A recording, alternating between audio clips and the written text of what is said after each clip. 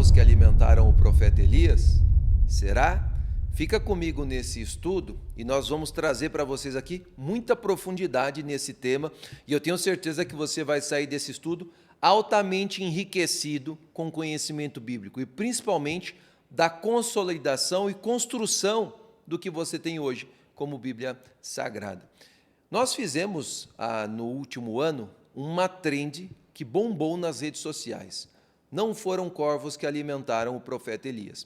Foi um Reels que nós fizemos para o Instagram de 1 minuto e meio, onde eu levantei uma problemática de que possivelmente não haviam sido corvos e sim árabes que trouxeram pão e carne para o profeta Elias. Bom, o resultado todos puderam observar, 3,2 milhões de visualizações em 7, 8 meses de publicação.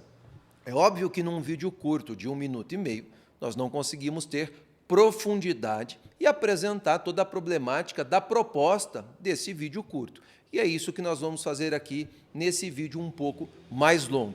Eu tenho certeza que esse vídeo vai te enriquecer muito de conhecimento e você vai entender por que eu levantei essa problemática e, obviamente, que eu não sou o primeiro e nem o único. Vários eruditos levantam a problemática, embora talvez ninguém bata o martelo dizendo que não foram corvos e sim árabes, mas isso é discutido nos meios acadêmicos. O que acontece é que a maior parte das pessoas que pegam a Bíblia traduzida acham que a Bíblia, na sua tradução, não contém erros. E eu preciso deixar claro aqui que eu não estou dizendo que a Bíblia está errada, eu estou dizendo que os tradutores podem se equivocar e errar no momento da tradução. E eu vou apresentar para vocês todas essas problemáticas dos textos bíblicos. Então, fica comigo nesse estudo e antes de nós começarmos, compartilha com alguém, eu tenho certeza que esse tema tem um potencial de trazer muito esclarecimento para as pessoas. Então, compartilha com alguém, manda no grupo da família, manda na sua lista de contatos, porque todos vão gostar do que eu vou apresentar aqui. Então, qual que é a nossa justificativa acadêmica para essa problemática que nós estamos levantando de que não foram corvos, foram árabes? Talvez alguém que desconhece o hebraico, a construção bíblica, ou a construção da sinalização hebraica, ou da tradução para o grego, que é a Septuaginta, não entenda por que eu estou trazendo essa problemática, mas ela existe no texto e isso todos têm que concordar. Então, acompanha comigo aí na tela. O hebraico bíblico original, ele é escrito sem sinais de vocalização. É como se nós pegássemos, para você entender, o nosso português e removêssemos as vogais do texto. E aí você tenta ler com as consoantes, tentando descobrir quais são as vogais. Para quem é falante do português, isso é fácil, você até consegue. Mas para quem não é falante do português, o desafio se torna ainda maior. E é exatamente isso que acontece com o hebraico. Segundo ponto, a vocalização massorética ela é tardia e completamente interpretativa. Então, quando se criou os sinais massoréticos, que são aqueles pontinhos e tracinhos que colocam no texto em hebraico, isso foi colocado já com base em tradições consolidadas. Então, isso é extremamente importante.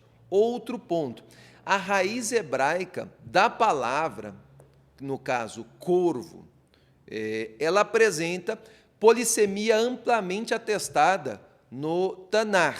Então, eu vou te explicar mais para frente o que é polissemia. É quando uma palavra tem outro sentido, como, por exemplo, só para você entender, eu digo assim, um cão rasgou a minha manga. E aí você vai olhar e você pode dar duas interpretações para esse texto. Qual a primeira interpretação? Que ele rasgou a manga da minha camisa, ou que ele rasgou a manga da minha fruteira, ou seja, tinha uma manga na minha fruteira, o cão foi lá e rasgou. Ou minha camisa estava pendurada, o cão lá e rasgou a manga da camisa. Isso é polissemia, quando uma mesma palavra tem sentido completamente diferente. E é exatamente isso que acontece, pode acontecer no caso do corvo, no contexto bíblico. Mas também nós precisamos reconhecer que comentaristas judaicos reconhecem dificuldades na leitura. Então, eu não sou o primeiro a levantar esse questionamento. Outro ponto, leituras alternativas podem ser admitidas, ainda que não sejam adotadas pelos acadêmicos, e é isso que nós vamos apresentar para vocês. Agora, olha o próximo slide aí, o texto hebraico e a sua transmissão. Então vamos falar um pouquinho. O caráter consonantal do texto bíblico. O livro de Reis, ou Melachim, foi redigido entre o século 8 e 6, antes da Era Comum. Então, nós estamos falando aí no século 8 a 6, antes do nascimento de Yeshua, ok? Então, nós estamos falando aí de 500, 600 anos, 700 anos antes do nascimento de Yeshua, é o período no qual esse texto foi escrito. Essa história foi vivenciada e isso foi relatado a primeira vez, ok? Então, é importante que vocês tenham esse entendimento. Então, vamos comigo aqui no próximo slide, acompanha comigo aí na tela. O texto hebraico e a sua transmissão. O caráter consonantal do texto bíblico. Então, o que nós precisamos entender? Que esse texto de Reis, né, Melachim, que é o texto em questão, ele foi escrito por volta do século 8 a 6 antes da Era Comum. Os sinais massoréticos, que são esses pontinhos de sinalização que nós temos nas letras hebraicas, eles foram criados, desenvolvidos pelos massoretas por volta do século 6 a 10, depois da Era Comum. Então, nós estamos falando aí de um gap de, no mínimo, 1000 anos. Exatamente. Quando o primeiro massoreta colocou o pontinho dizendo que ali eu deveria ler corvo e não árabe, isso foi feito 1000 anos depois do texto ter sido escrito. Obviamente que os massoretas usaram tradições para essa sinalização e amplamente divulgado dentro dos Midrashim, comentários rabínicos, e tendo como fonte também a Septuaginta, não é? Então, a tradução grega desse texto. Então, eu estou aqui trazendo uma introdução, eu vou aprofundar um pouco sobre esse tema um pouco mais para frente. Mas você está vendo aí na sua tela, eu coloquei em hebraico, em amarelo, escrito a letra Ain, Resh, Vet, o Yud e o Men Sufit, que é o Men final. O que está escrito aí? Você vai dizer, se for o texto de Reis, então está escrito corvos.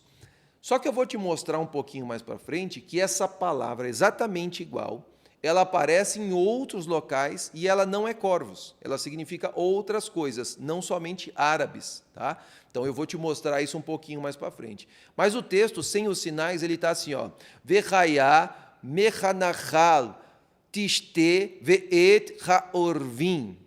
Eu li isso aqui sem os sinais.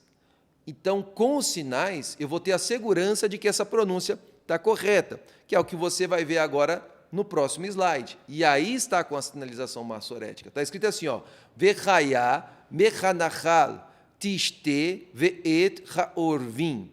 Então, o que está escrito em 1 Reis 17:4? Nessa primeira opção, que eu coloquei essa letrinha amarela em destaque para você, que tem um pontinho em cima. Isso está indicando que é um O. E embaixo, eu coloquei o mesmo texto, e a letrinha amarela, em vez de ter um pontinho em cima, tem um tracinho embaixo. Isso significa que é um A. Compreendeu? Essa mesma letra pode ser O, e essa mesma letra pode ser A. Em cima está escrito corvos, embaixo está escrito árabes. O texto sem sinal massorético pode ser lido das duas formas. Eu posso ler corvos e eu posso ler árabes, ambas as palavras no plural. Então, aqui estaria embaixo escrito Vechayá mechanachal tishtevet ha'arvim. E aqui estaria escrito árabes, então. Eu coloquei aqui um detalhe para vocês, porque às vezes vocês vão fazer pesquisa, né? Vai usar Google Tradutor, dicionário de hebraico, e a palavra corvo, no hebraico moderno, ela recebeu essa letra vav adicional para dar a diferenciação da palavra árabe, mas no hebraico bíblico não tinha. Então, corvos e árabes escrevem-se exatamente igual no hebraico bíblico. No hebraico moderno, você tem a letra vav, que vai dar o som de orvim, e aí orvim você vai ler como corvos, ok? Mas no hebraico bíblico não tem essa letra vav, ok? Então, futuramente vai ser sinalizado com um pontinho indicando que é o O, mas no texto hebraico não tem o sinal massorético, o texto original. Então, isso é extremamente importante para que a gente possa entender. Próximo slide você vai ver, e eu já dei essa explicação. Os nicudotes são o quê? Sinais vocálicos. O que os massoretas fizeram? Como o povo estava na diáspora, muito tempo fora da terra de Israel, O hebraico deixou de ser uma língua falada e passou a ser uma língua litúrgica. Então, o que os sábios do povo de Israel entenderam? Se nós não sinalizarmos o hebraico com pequenos pontinhos indicando como se lê essa palavra, nós vamos perder por completo a pronúncia das palavras em hebraico. Isso vai ser uma tragédia para o povo de Israel. Então, eles começaram a sinalizar os textos. E óbvio que esse processo de sinalização não é tão simples, mas isso foi acontecendo, foi sendo feito. Então, quando o hebraico deixou de ser uma língua materna, quando ele passou a ser uma língua litúrgica e religiosa, houve a necessidade de sinalização massorética. Agora, você precisa entender que a sinalização massorética acontece 1000 anos depois do texto de Reis, no mínimo 1000 anos de intervalo. O texto da Torá, um período ainda maior, ok? Então, isso é extremamente importante, que você tenha esse entendimento. Então, do ponto de vista acadêmico, a vocalização deve ser entendida como testemunho da recepção textual, não como critério absoluto da originalidade semântica. E aqui eu apresento para vocês o maior de todos os problemas, que é o nome do Criador do Universo, que é composto pela letra Yud, Re, com a letra Vav e a letra Re, que discute-se qual é a pronúncia do nome. Por que discute-se qual é a pronúncia do nome? Porque sem os sinais massoréticos e sem a tradição oral passada de geração em geração, e sem o hebraico ser a língua materna e nativa dos falantes, você perdeu a pronúncia correta do nome sagrado do Eterno, porque com essas 4 combinações de letra, você pode ter várias pronúncias diferentes no mesmo nome. E é exatamente isso que acontece com uma série de palavras, se não fossem sinalizadas com esses sinais vocálicos. Foi isso que aconteceu. Agora, vamos fazer uma análise linguística da palavra Arvim ou Orvim, que seria corvos ou árabes. E será, o texto de 1 Reis 17,4 diz assim, e será que beberás do ribeiro, e os corvos ordenei que te sustentem ali. Essa tradução, ela é amplamente aceita, por quê? Porque a Septuaginta, que foi a tradução do hebraico para o grego, traduziu como corvos. O ponto na Septuaginta está como coraques. Então, se você pegar a Septuaginta, traduziu como corvos. Talvez você vai dizer, se a Septuaginta traduziu como corvos, então por que se está se questionando não ser corvos ou ser árabes? Porque a Septuaginta, ela tem erros na sua tradução. E eu vou apresentar para vocês alguns erros um pouco mais para frente. Mas, outra coisa que é importante, a tradução grega, ela foi feita um período de aproximadamente, em torno de 400 anos depois do texto de Reis ter sido escrito. Então, eu estou falando que passou-se 400 anos aproximadamente entre o texto sem sinal e a tradução para o grego. E essa tradução para o grego, obviamente, dependendo de quem fez a tradução, ele pode sim ter se equivocado foneticamente ou interpretativamente na tradução do termo, que poderia ser árabes e ter colocado corvos. Calma, que eu vou te explicar por que isso pode ter acontecido. Outra coisa que eu quero te apresentar. Tem vários textos da Septuaginta ou da Septuaginta que estão com tradução diferente do que está no hebraico original. Primeiro texto, Isaías 7,14, que no hebraico, nesse texto, está Ha'alma, que seria uma jovem em idade de casar, né? Então, uma moça, talvez, poderia ser essa tradução, mas no hebraico está Ha'alma. O que a Septuaginta fez? Ela já traduziu direto para partenos, que significa literalmente virgem. O que é isso? Interpretação na tradução. Então, a tradução não foi literal, ela foi interpretativa. E é importante que eu entenda. Eu não estou dizendo que a Septuaginta não é um bom trabalho. É um bom trabalho no sentido geral, mas contém erros de tradução, porque todo tradutor é traidor, no sentido de que o tradutor sempre vai interpretar quando faz a tradução. Ele sempre vai colocar a sua opinião na tradução, por mais que ele tente ser imparcial.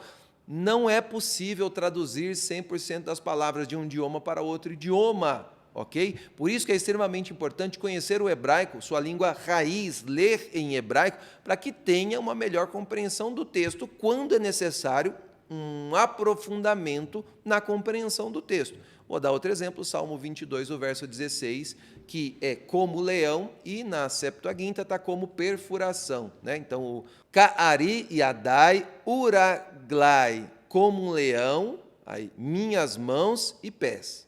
Cabe uma interpretação aqui, mas é assim que está no texto. Como que a Septuaginta ela traduziu? Eles perfuraram minhas mãos e pés. E onde está, então, Arie, que seria leão, eles colocaram como perfurou. Então, houve uma interpretação na tradução. Ponto. Tá? Vou dar um outro texto para vocês, que tem um erro na Septuaginta, que é o texto de Shmot, Êxodo 15, que lá no hebraico está Yansuf. Yansuf quer dizer mar de juncos, ou mar de caniços. Esse é o que está no texto. Como que a Septuaginta fez? Ela traduziu como mar vermelho. Mar vermelho. Então, nós temos aqui um erro de novo, ou uma interpretação na tradução. Vou dar um outro exemplo, Miqueias 5:2, que está Mimei Efratá, que é a descrição da cidade. E a Septuaginta já vai acrescentar o Beit Lehem. Então, ele vai colocar Ek Beit Lehem Efratá. Então, ele vai colocar o que não tem no texto, porque o texto só está Efrata. Na Septuaginta, ela acrescenta o Beit Lehem para dar a explicação da região geográfica. Então, obviamente, aqui mais um exemplo de interpretação. Agora, o que eu vou apresentar para vocês? Eu vou apresentar um texto de Neemias, capítulo 4, verso 1. E olha comigo só esse texto. Está assim, ó. Vayehi kasher shama Sanbalat vetovia vecha arvim. Preste atenção que eu coloquei aí em amarelo para vocês, o texto que diz assim, ó, e aconteceu conforme escutou Sanbalat e Tobias e os árabes. O texto aqui está escrito exatamente igual ao texto de Reis, a mesma escrita, exatamente igual. E aqui é traduzido como árabes e sinalizado pelos maçoretas como árabes.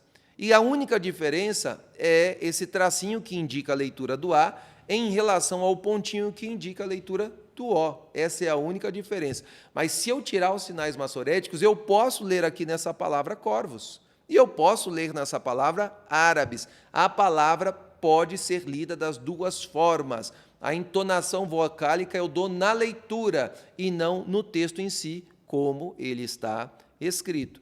Então, eu tenho aqui um precedente dentro do Tanar, onde a mesma palavra que significa árabes. Então, não é uma coisa nova, nós não estamos criando aqui uma teoria sem alguma base.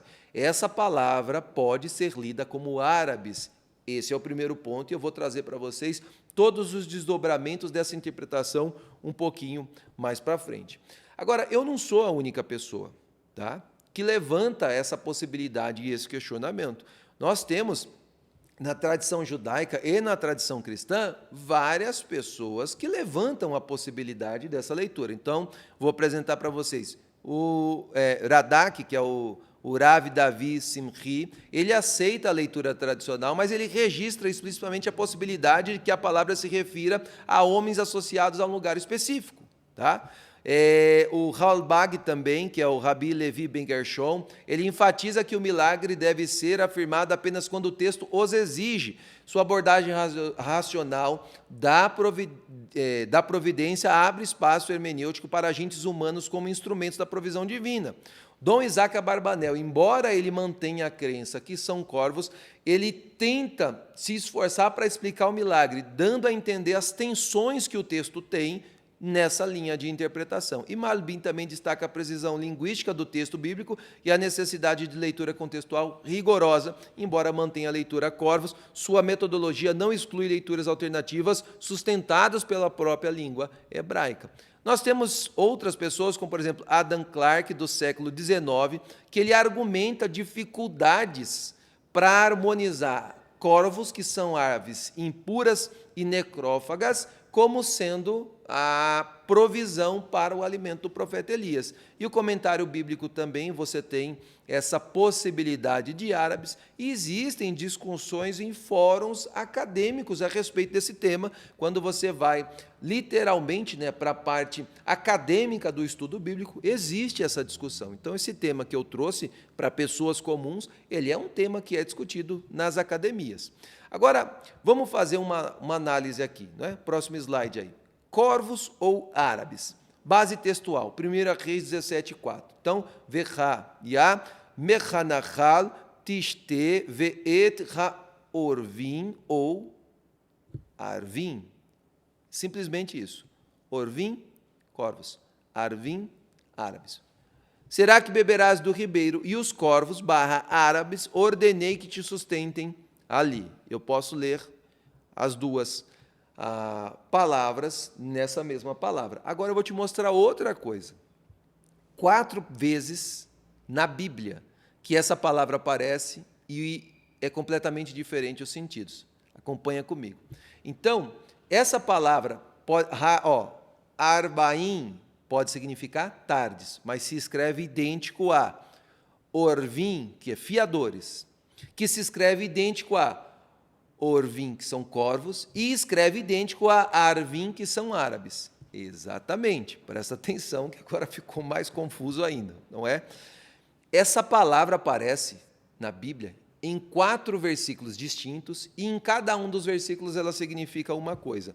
E se eu tirar os sinais massoréticos, como você está vendo aí no próximo slide, ela é escrita idêntica. O que muda a pronúncia, o som, é o sinal massorético que eu já te expliquei, que foi colocado muito tempo depois do texto ter sido escrito, e a tradução da Septuaginta, que foi escrita também muito tempo depois. Então eu vou te apresentar essas 4 palavras na Bíblia, escritas exatamente igual: tardes, fiadores, corvos e árabes. E em cada contexto ela significa uma coisa. Primeira, você está vendo aí então os 4 textos, e esses textos eu tirei da onde? Shmot, Êxodo, capítulo 29 e 39. Provérbios 22, 26. 1 Reis 17, 6. E Neemias 4, 1. Nesses 4 versículos da Bíblia, eu tenho exatamente a mesma escrita, a mesma palavra. Mas em Êxodo quer dizer tardes ou entardeceres, no plural. Em Provérbios quer dizer fiadores. E agora, sabe o mais absurdo? É que fiadores, no plural, e corvos, no plural, até a sinalização massorética é idêntica, não tem distinção nenhuma. Exatamente, para ficar ainda mais complicado. Então, no primeiro texto aqui de Êxodo 29 e 39, está Veet hakeves haseni taase ben ha-arbaim. Então, olha só, está dizendo, e cordeiros os 2 prepararás entre os entardeceres, entre as tardes. Está escrito exatamente, no texto original não tem sinal massorético. Então eu poderia ler aqui, entre os corvos, entre os fiadores e entre os árabes. Exatamente, eu posso ler. O que faz eu ler como entardeceres? Todo o contexto, e eu sei que aqui está escrito entardeceres, ou entre as tardes, tá? Está escrito no hebraico. Então, o segundo texto, que é Provérbios 22, 26, tá? Al-terri, betoque, raf, ba-orvim. Presta atenção. Al-terri, betoque, raf, ba-orvim. Não estejas, apertam, os que apertam, palmas os fiadores. É assim que está no hebraico, tradução literal, palavra por palavra. Então, que você não esteja na mão dos fiadores. Só que o fiadores, olha que incrível, se escreve exatamente igual a tardes, e se escreve exatamente igual a corvos, e se escreve exatamente igual a árabes. Olha só que absurdo, né? Maravilhas do hebraico. Você pensa que o hebraico é simples, é muito mais complexo do que a gente pode imaginar, mas isso acontece com todas as línguas, o português também, diga-se de passagem, não é uma língua simples. Agora eu vou dar um outro exemplo aqui, que é o texto de Reis 17, o verso 6. Então, Vecha orvim meviim lolechen uvassar. Então, e os corvos que traziam para ele pão e carne. Eu posso ler aqui, e os árabes que traziam pão e carne. Cabe a leitura. Sem o sinal maçorético indicando aqui, eu posso ler os árabes. E embaixo, nós temos o outro texto que eu já trouxe para vocês, que é Vayeri Kaasher Shamar Sanbalat Vetovia Veha-Arvim. E aqui embaixo está escrito árabes, que é a mesma palavra do texto de Reis, que está traduzido como corvos, que é a mesma palavra do texto de Provérbios, que está traduzido como fiadores, que é a mesma palavra do texto de Shimote, que está traduzido como entardeceres ou tardes, no plural. Essas 4 palavras escrevem-se idênticas, só que, obviamente, que a tradição e a tradução e a sinalização vai indicar pelo contexto o que cada palavra significa. O que eu estou propondo aqui para vocês é que pode sim ter acontecido um erro no texto de Reis, que poderia estar se referindo a árabes e foi traduzido para corvos. Você vai ver na próxima imagem uma fotografia de um original do texto da Torá, aonde essa palavra aparece, no caso aqui está Ha-Arbaim, que seriam as tardes, né? Entre as tardes, e você está vendo aí como que é escrito então um texto original. Isso é escrito à mão, né? Uma escrita à mão, inclusive essa imagem é do Sefer Torá, que nós temos aqui na congregação israelita Beit Shalom. Então, quando nós vamos ler no Shabat o texto da Torá, é assim que o texto se apresenta, sem sinal maçorético. Então, o hebraico bíblico é lido sem o sinal. E aqui, então, cabe a tradição e a interpretação para que você saiba qual é a fonética correta da palavra. Porque se eu pegar somente essa palavra aqui e isolar, eu posso ler aqui nessa palavra, exatamente nessa palavra, eu posso ler as tardes, os fiadores, os árabes, consegue compreender? E os corvos. Essa palavra aqui da Torá, eu posso ler essas 4 palavras nela, porque não tem a indicação no texto do sinal. Então, para que eu saiba qual é o sinal correto, nós temos um livro, por exemplo, chamado Tikkun Kurim Simanim. Esse livro aqui, ele traz o texto da Torá, e no texto da Torá ele traz com o sinal maçorético e sem o sinal maçorético, para treinar a pronúncia, para treinar a leitura, para que o Baal Corê, o leitor da Torá, ele possa, então, saber qual é a entonação e a pronúncia correta dessa leitura. Tá? Então, é extremamente importante. Por isso que todo judeu messiânico, todas as pessoas que estão em Techuvá, têm que aprender o hebraico. Transliterado não é hebraico. Ler no transliterado pode até ajudar você a fazer a pronúncia correta, mas é péssimo para o estudo, é péssimo para a liturgia. Não é? Então, aqui na congregação israelita Beit Shalom, nós forçamos todas as pessoas a aprenderem hebraico. Todos os nossos jovens falam hebraico, leem hebraico, não transliterado. Aqui é proibido usar transliterado. Agora tem pessoa que está chegando, está iniciando na Techuvá, que ela vai ali pegar a muleta, porque transliterado nós consideramos muleta ou rodinha de bicicleta, e tem gente adulto aí andando de bicicleta com rodinha. Tem gente adulto andando com muletas. O correto é ler hebraico, tá? Ler hebraico bíblico. Obviamente, você vai precisar dos sinais maçoréticos para conseguir saber a entonação, mas, inclusive, nós temos aqui no canal 3 aulas de alfabetização. Se você assistir as 3 aulas, você vai ler o texto em hebraico. Coloca de novo na tela aí o pergaminho, Mike. Então, você está vendo aí o pergaminho e você está vendo a palavra. Então, eu, como um tradutor, quando eu comecei a traduzir para o grego, eu ia pegar esse texto e ia traduzir. E aí eu ia olhar ali, ó, Kahal Adat Israel Ben Ha-Arbaim, e eu poderia colocar entre as tardes, que é o que foi colocado, eu poderia colocar os corvos, os árabes ou os fiadores. Você consegue entender? Foi assim que se deu a tradução. E essa tradução pode, sim, ter cometido um equívoco, como eu já mostrei para vocês, que ela interpretou, por exemplo, Alma, né? E Alma e entendeu que era Betulá e colocou como virgem. Ok? Então, existe essa possibilidade. Agora, eu vou te mostrar uma outra complicação, que é a questão da polissemia que eu disse para vocês, né? Que é quando uma palavra tem um sentido diferente do literal. O exemplo da manga, que pode ser a manga da camisa e pode ser a manga que é a fruta. A mangueira, né? Que pode ser a que eu uso para regar o jardim ou o pé que dá manga. Então, esse é o problema da polissemia. Juízes 7, 25, acompanha comigo. Aqui está fazendo a descrição de um príncipe de Midian, cujo nome dele é Oreb. Oreb é corvo. Qual é o nome do príncipe? Corvo.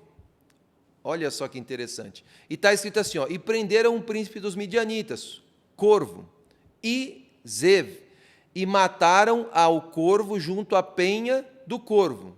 Preste atenção. Se eu pegar esse texto aqui, fora do contexto, e literalizar, eu vou ler que tinha um corvo que era príncipe dos midianitas. Então, um corvo, que é uma ave muito sabida, muito inteligente, ele foi lá em Midian e ele tomou o trono dos midianitas e tinha uma ave lá reinando. Aí você fala, não, mas é absurda essa leitura. Tá, você acha absurda essa leitura aqui, mas quando vai lá para Reis um corvo trazendo pão e carne, você não acha absurdo. Mas eu falar que um corvo está reinando sobre os midianitas, fala, não, é óbvio que era um homem que se chamava corvo. E por que no texto de Reis nós não admitimos a possibilidade de não ser literalmente um corvo? O que encaixaria muito melhor com o contexto do que está sendo narrado no texto. E eu vou te apresentar um pouquinho para frente. E antes de eu avançar aqui, eu queria te dar uma informação muito importante. Às vezes você fica perguntando, poxa, mas eu precisava de uma Bíblia mais fiel, de um conteúdo que me desse mais profundidade de interpretação. Por exemplo, essa Bíblia que eu estou aqui, ela é uma Bíblia interlinear. O que é uma Bíblia interlinear? Ela traz a palavra escrita em hebraico e embaixo a tradução em português. Escrita em hebraico, tradução em português. Então você pode ter uma Bíblia dessa, se você conseguir ler o mínimo em hebraico, você já consegue usar isso para fazer estudo, para fazer pesquisa. Tudo isso que eu estou te mostrando, você pega essa Bíblia aqui, você vai ler escrito em hebraico exatamente como eu estou te mostrando e a tradução embaixo. Então tem essa possibilidade. Onde que você consegue uma Bíblia como essa, ou um Tanar como esse Tanar aqui, por exemplo, ele tem o texto em hebraico e a tradução em português do lado, então também é uma ótima opção. Você consegue na Or Livraria. A Or Livraria vai ter para vocês aqui, na descrição do vídeo, o link da página e também no primeiro comentário fixado desse vídeo, o Mike vai deixar o link da Or Livraria para você ter acesso a Torá interlinear, a Bíblia completa interlinear, a um Tanar como esse aqui que nós temos aqui. Então, você vai ter acesso a isso. Então, vamos lá, vamos aqui para a próxima. Por que da minha objeção? Por que para mim é difícil acreditar que são corvos? Eu vou te explicar depois de todo esse motivo e essas possibilidades que nós temos.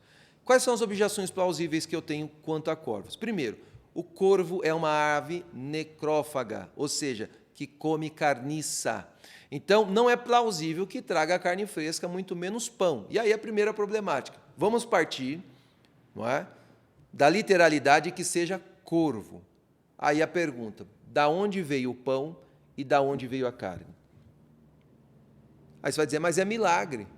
Tá, mas se Deus for fazer um milagre, então ele não poderia entregar a carne direto, não poderia mandar um anjo? O anjo não poderia levar a carne e pão, então? Por que tinha que ser um corvo? Por que tinha que ser um animal necrófago? Que o bico dele tem impureza de carniça que ele come. Compreende como complexo isso é? Não é? Então, se o corvo trouxe uma carne lista, vamos partir do pressuposto que a carne que ele trouxe é uma carne lista. Então, ele pegou de algum lugar, de alguma casa. E o pão é listo, ele pegou de algum lugar, de uma casa. Vamos dizer assim? Então, isso é furto. Então, uma ave furtiva que fez um furto, não é? Uma ave que fez um furto está levando para o profeta. E a ave fazia isso todos os dias, de manhã e de tarde. Pão e carne de manhã, pão e carne à tarde. Então, a ave passou um tempo enorme fazendo furtos para alimentar o profeta. Você entende o tamanho do malabarismo que eu tenho que fazer para explicar a literalidade de corvos? O verbo, então, aqui, tziviti, ele aplicar esse verbo a corvos é curioso, porque Deus está ordenando a aves impuras trazer alimento para um israelita. E eu vou te explicar um pouquinho mais para frente por que isso é complexo. Né? Então, vamos lá. Olha só o que eu tenho na Torá. Para quem não sabe, Eliyahu Hanavi, o profeta Elias, ele é um sacerdote, é um israelita. Tá? Então, a Torá proíbe explicitamente o consumo de carniça, que é o nevelá, ou seja, carne de um animal que não foi abatido pela sheritá, ok? Mas morreu por si só ou foi morto por outro animal. Então é assim, ó, o israelita ele só pode comer um animal se o animal for degolado, o sangue for derramado, conforme os preceitos da Torá. Essa carne é lista para o israelita. Qualquer outro tipo de carne, por exemplo, ele está passando e um leão matou uma gazela. Mordeu o pescoço e matou a gazela. A gazela é um animal lícito, é um animal caché. Mas o israelita não pode comer aquela gazela que foi morta por um leão. Por quê? Porque ela não foi abatida da forma correta. Ok? Um animal que morreu de doença, ou por qualquer motivo que seja, ou um animal que o corvo tenha caçado, supondo que o corvo caçou uma pomba. Essa pomba não pode ser consumida pelo israelita porque ela não morreu da forma que se deve ser feita ali a sheritá, tá? Ok. Levítico 22:8. O sacerdote não comerá animal morto de si mesmo, que é o nevelá, e nem despedaçado por feras, que é o tefá. Então, é exatamente uma proibição da Torá. O israelita, o sacerdote, não pode comer um animal que foi morto por outro animal. Seja corvo, seja águia, seja leão, seja o que for que matou, o israelita, o sacerdote, não pode comer, uma proibição da Torá. Então, Elias é proibido de comer uma carne que o corvo trouxe. Consegue compreender?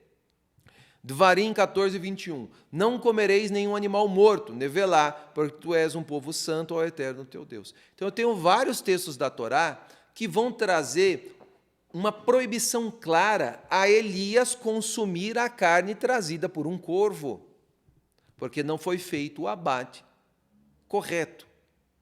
Tá? Mas existe um midrash que diz que os corvos pegavam a carne e o pão da mesa de Acabe. Então é roubo. Então o Deus que deu o mandamento não roubarás está permitindo que aves tragam algo roubado para o profeta Elias.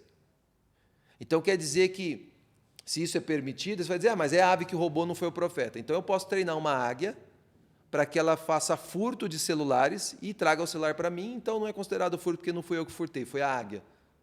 Consegue compreender quantas implicações nós temos na interpretação de que foram corvos? E ainda eu vou apresentar para vocês agora a questão da polissemia, não é? Então, corvos do deserto como uma expressão, existe também essa possibilidade, tá? Então, Elias está escondido no leste do Jordão, região onde historicamente transitavam tribos árabes nômades. Isso é história, histórico. Então, neste caso, poderia significar, Orvim ou Arvim, pode significar beduínos, árabes do deserto, conhecidos por viver em tendas, serem hospitaleiros, praticarem solidariedade, valores que permitem interpretar que homens o alimentaram, não animais, assim como Abraão vivia assim, como um beduíno do deserto. E quando os 3 mensageiros de Akadosh Baruch Hu foram até Abraão, o que Abraão fez? Abraão disse, fiquem aqui, meus amigos, eu vou pegar um pouco de pão, eu vou pegar também uma vitela. E o que Abraão trouxe para os mensageiros? Exatamente a mesma coisa que foi trazido para Elias, pão e carne. Consegue compreender como fica mais natural a leitura?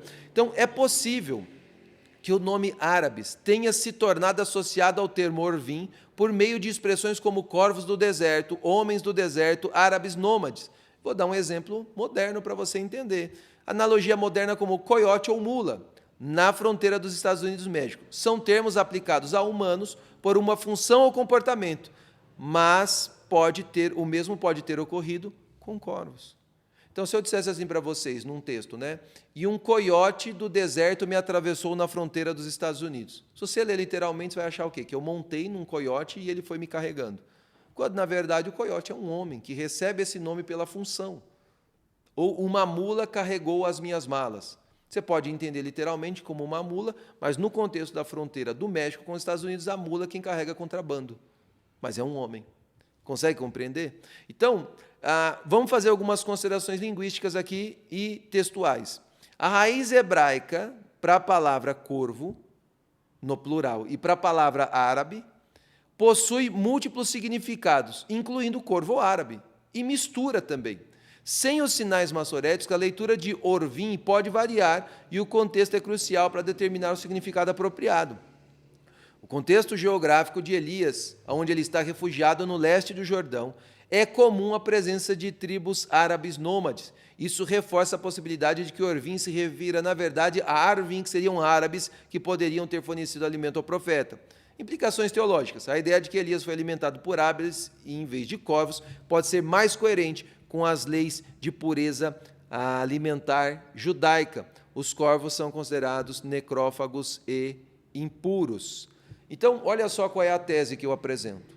Eu não estou dizendo, tá, que todas as pessoas que entendem como corvos, principalmente os sábios do povo judeu e os historiadores cristãos que leem hebraico, que eles não sabem que ali está escrito corvo e fazem isso enganados. Eles sabem que ali está escrito corvo por uma tradição, mas qualquer pessoa que conhece hebraico, que seja honesto, sabe que ali também pode se ler árabes, e eu não estou cometendo nenhum erro em dar essa possibilidade, porque se eu tirar o sinal massorético, ali está escrito árabe e também está escrito corvos, no plural, as duas palavras são escritas idênticas. E na interpretação cabe as duas leituras. Cabe, fica harmônico. E os corvos traziam pão e carne para Elias. Eu posso até dizer que árabes faz muito mais sentido. E os árabes traziam pão e água para Elias. Pão e carne para Elias. Não faz muito mais sentido isso? Óbvio. Então, o que nós acreditamos? Que ali nessa região, onde estava esse ribeiro, obviamente que os beduínos, os árabes, os nômades, eles vão acampar em locais que tenham fonte d'água. Então, eles estavam nesse local de fonte d'água, e ali eles tinham pão e carne, e eles viram Elias acampando ali abaixo. E eles, como pessoas generosas, hospitaleiras, que tinham provavelmente os mesmos princípios de abate do povo israelita, porque os princípios de abate por degola não são exclusividade dos israelitas. Os descendentes de Abraão mantêm essa tradição, ok? E então os árabes, como descendentes de Abraão, mantinham a tradição de fazer o abate igual o abate dos israelitas. E eles então olharam o profeta Elias, eles iam almoçar, pegavam um pouco de pão, um pouco de carne e levavam para o profeta. À tarde eles iam fazer a refeição da tarde, pegavam um pouco de pão, um pouco de carne e levavam para o profeta. E ele bebia de onde? Do ribeiro. No mesmo lugar que os árabes estavam bebendo, por isso que eles estavam ali. Quando o rio secou, Elias foi para outro lugar. Por quê? Porque os árabes, quando o rio secou, o que eles tiveram que fazer? Procurar outro local que tivesse fontes de água para que ali eles acampassem. Faz mais sentido. E o texto ele até deixa isso muito claro, porque o próximo local que Deus manda Elias é para uma mulher viúva, em Sarepta, ou seja, um ser humano. Se é um milagre que o corvo estava trazendo, né, pão e carne, por que então Deus não pediu para que o corvo continuasse trazendo pão e carne e ordenasse que um pelicano trouxesse água no seu bico? Assim, Elias poderia continuar no mesmo lugar. Sabe, é muito mais difícil afirmar que são corvos do que admitir a possibilidade de que talvez sejam árabes. Então, olha só o que eu trouxe aqui para vocês. O termo Nahal Kerit está al Pinei Hayarden, ao leste do Jordão. Essa região é habitada por tribos nômades semíticas, grupos que fontes bíblicas e extra-bíblicas chamam de Arvim, arameus ou árabes do deserto. As fontes bíblicas dizem que nessa região você tinha os arameus ou os árabes, povos semíticos, nesse deserto. Não é absurdo, historicamente, sugerir a presença de árabes nômades capazes de sustentar Eliahu Hanavi, o profeta Elias. E agora eu vou apresentar para vocês o texto de 1 Reis 17, e eu vou ler como árabes, e diga para mim se não faz muito mais sentido. Retira-te daqui, vai para o lado oriental e esconde-te junto ao ribeiro do Querite, que está diante do Jordão, e você vai beber água do ribeiro. E eu ordenei aos árabes que ali te sustentem. E foi, pois, e fez segundo a palavra do Senhor, retirou-se e habitou junto ao ribeiro do Querite, diante do Jordão. E os árabes lhe traziam pão e carne pela manhã, como também pão e carne à noite, e bebia do ribeiro. Mas, passado dias, o ribeiro secou, porque não chovia sobre a terra. Então lhe veio a palavra do Senhor, dizendo: levanta-te, vai a Sarepta, que pertence a Sidom, e demora-te ali, onde ordenei uma mulher viúva que te sustente. Preste atenção. onde ordenei uma mulher viúva. O verbo aqui é o mesmo de onde ordenei os árabes. Consegue compreender? Aqui no verso 8, ele ordenou uma mulher. No verso 4, ele ordenou os árabes. Faz muito mais sentido. Ok? Eu tenho o direito de questionar essa possibilidade. Não muda nada a ação de Akadosh Baruch Hu em sustentar de forma sobrenatural o profeta, pelos árabes e pela viúva. O milagre não deixa de ser grandioso. Agora, eu tenho muitas complicações em afirmar que foram corvos. Isso é fato. É muito difícil afirmar que foram corvos. E se você se recorrer à literatura judaica, você vai ter que admitir que, vamos lá, gente, os midrashim têm certas coisas que é difícil de você concordar que são verdades, são alegorias, são contos, são histórias. Como, por exemplo, existe um midrash que diz que quando o povo estava passando em meio ao Mar Vermelho, que não é vermelho, você já aprendeu, que é mar de juncos, eles colocavam a mão dentro das paredes da água e eles pegavam o alimento que eles queriam. Então, se eu estava com vontade de comer maçã, eu colocava a mão e pegava uma maçã. Se eu estava com vontade de comer pão, eu colocava a mão e pegava um pão. Isso está no midrash. Agora, você vai dizer para mim que o midrash é literal? Por favor. Tem outros exemplos absurdos. Tem um midrash que diz que o braço da filha de Faraó esticou como borracha para que ela alcançasse o cesto onde Moisés estava, ali no rio. Isso é um midrash. Existem muitos outros midrashim que são difíceis, como, por exemplo, existe um midrash que diz que o gosto do maná, era o gosto daquilo que eu queria. Então, se eu quisesse sentir o gosto de carne, o maná tinha gosto de carne. Se eu quisesse sentir o gosto de frango, o maná tinha gosto de frango. Isso é um midrash. Quando eu vou para o texto da Torá, o texto da Torá diz qual era o gosto do maná. Era como bolos de mel. Ponto. Na literalidade, o texto diz que era bolos de mel. O midrash diz que tinha o gosto daquilo que eu queria. Então, eu não posso pegar o midrash e usar o midrash como uma fonte, olha só, para a literalidade do texto no Tanar. Esse é o primeiro ponto. Eu uso o midrash como um apoio, mas ele não pode dar a cartada final.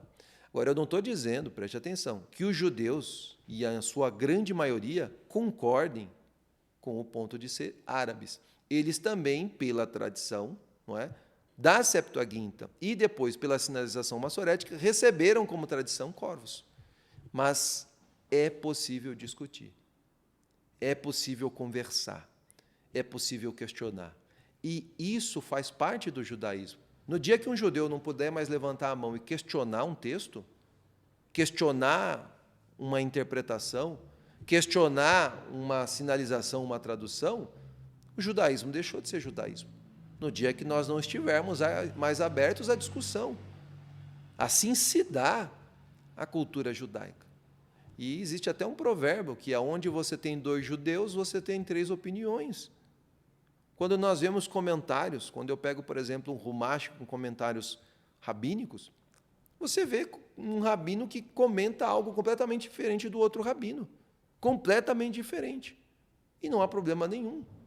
Porque isso não altera o que está no texto. Isso altera a forma com a qual a pessoa está interpretando o texto.